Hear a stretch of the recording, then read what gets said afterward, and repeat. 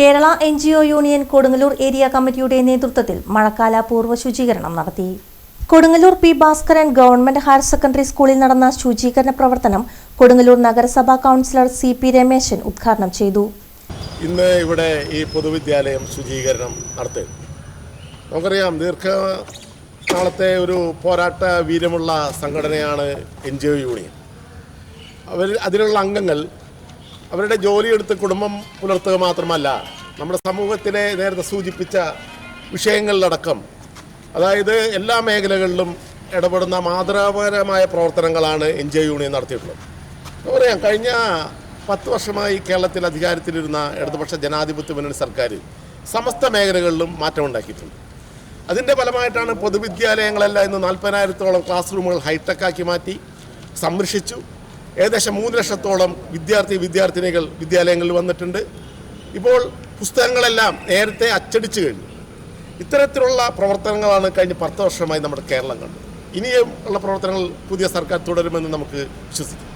എന്നാൽ ഇപ്പോൾ കണ്ടിരിക്കുന്ന ഒരു കാഴ്ച, ഭരണം മാറ്റിയതിന് ശേഷം NGO യൂണിയൻ്റെ നേതാക്കന്മാരെ തലങ്ങും വിലങ്ങും സ്ഥലം മാറ്റുന്ന കാഴ്ചകൾ നമ്മൾ കണ്ടുകൊണ്ടിരിക്കുക.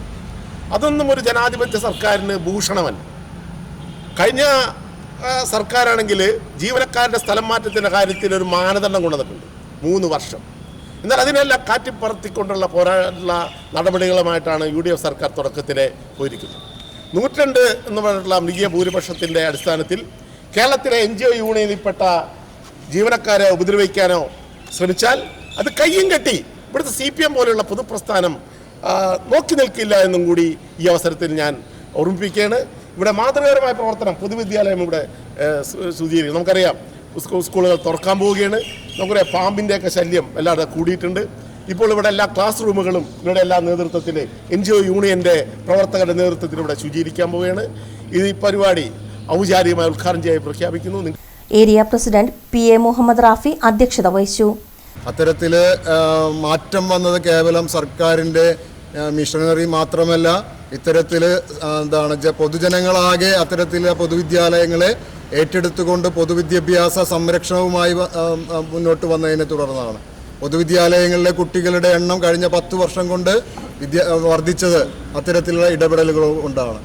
ആ രീതിയിൽ ആ ഒരു ഇടപെടൽ, എപ്പോഴും ഒരു കരുതൽ പൊതുവിദ്യാലയങ്ങളോടുണ്ട്. അതുകൊണ്ട് തന്നെയാണ് ഇത്തരത്തിലൊരു പൊതു ഇടം ശുചീകരിക്കുന്നതുമായി ബന്ധപ്പെട്ടുകൊണ്ട് കേരള NGO യൂണിയൻ ഒരു ക്യാമ്പയിൻ മുന്നോട്ട് വെച്ചപ്പോൾ കൊടുങ്ങല്ലൂരിലെ ഏരിയ നേതൃത്വം നമ്മൾ എന്നും വിവിധ പ്രവർത്തനങ്ങളുമായി ബന്ധപ്പെട്ട് സഹകരിച്ചു നിൽക്കുന്ന PBM GHSSനെ നമ്മുടെ ശുചീകരണ ഇടമായിട്ട് തിരഞ്ഞെടുത്തത്.